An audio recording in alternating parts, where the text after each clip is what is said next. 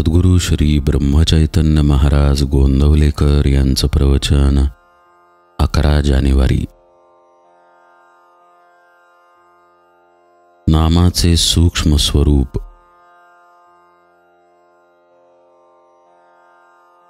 नुसते राम राम म्हणून राम कसा भेटेल हा प्रश्न माणूस सहजच विचारतो आणि त्याला दाखला म्हणून म्हणतो की समजा एखादा मनुष्य नोकरी नोकरी असा जप करीत खोलीत बसला तर त्याला नोकरी मिळणे शक्य आहे का?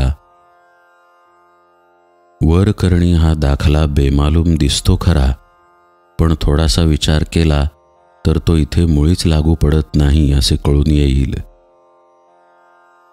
जो दाखला द्यायचा आणि ज्या बाबतीत तो द्यायचा त्यांचे गुणधर्म सारखे असावे लागतात. रामनाम आणि नोकरी यांचे परिणाम एकमेकांविरुद्ध आहेत. राम राम म्हणण्याचा शेवट रामप्राप्तीत म्हणजे स्वतःच्या विस्मरणात होत असतो. म्हणजे देहबुद्धीतून देहाच्या पलीकडे जाणे, म्हणजे स्थूलातून सूक्ष्माच्या पलीकडे जाणे हा राम राम म्हणण्याचा परिणाम. परंतु नोकरीचा प्रकार याच्या अगदी विरुद्ध आहे. मुळात नोकरी ही कल्पना सूक्ष्म आहे. नंतर ती मिळावी म्हणून 10 जणांचे आर्जव करायचे, त्याच्यानंतर ती देणारा भेटायचा आणि मग आपण ती नोकरी करायची. म्हणजे नोकरी या कल्पनेतून सूक्ष्मातून स्थूलात जाणे हा नोकरीचा प्रकार. पण राम राम म्हणणे हा प्रकार स्थूलातून सूक्ष्माच्याही पलीकडे जाण्याचा आहे. यावरून नोकरीचा हा दाखला इथे लागू पडत नाही हे स्पष्ट होते.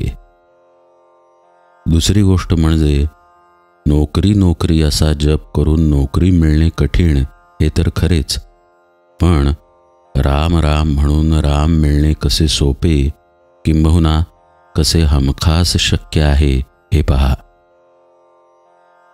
नोकरी म्हणजे मुळात कल्पना असून ती प्रत्यक्षात आणण्याकरिता इतर अनेक गोष्टींची कशी जुळवाजुळव करावी लागते हे आपण आत्ताच पाहिले. तसेच घर बांधणे ही कल्पना, ती पुरी करून ते घर सर्व बाजूंनी सुखसोयीचे आगर व्हावे या हेतूने सर्व जिनसा पैदा करून त्यात आणून ठेवणे म्हणजेच कल्पनेतून कृतीत येण्याचा प्रकार झाला. आता हे करणे किती कष्टाचे आणि अनिश्चित आहे याचा अनुभव सर्वांना आहे. राम राम म्हणण्याचे उद्दिष्ट स्थूलातून सूक्ष्माच्या पलीकडे जाणे हे आहे. म्हणजेच अगदी सर्व बाजूंनी परिपूर्ण आणि भरलेले घर एक एक वस्तू फेकून देऊन रिकामे करण्यासारखे आहे. ही गोष्ट करण्याची इच्छा असल्यास कोणालाही सहज होण्यासारखी आहे. तेव्हा नोकरी नोकरी म्हणून नोकरी मिळणे जितके कठीण, तितकेच राम राम म्हणून राम मिळणे निश्चित आहे. सबब राम राम म्हणून राम कसा भेटेल अशी शंका न घेता राम राम जपावे.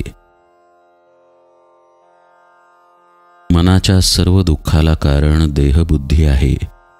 ती जायला उपाय एकच, प्रेमाने भगवंताचे नामस्मरण करावे. त्याच्या योगाने सर्व मल जाईल. नामस्मरणच रामाची गाठ घालून देईल. चित्तात तशी तळमळ मात्र पाहिजे. मीपणा टाकावा आणि परमात्म्याचे होऊन राहावे.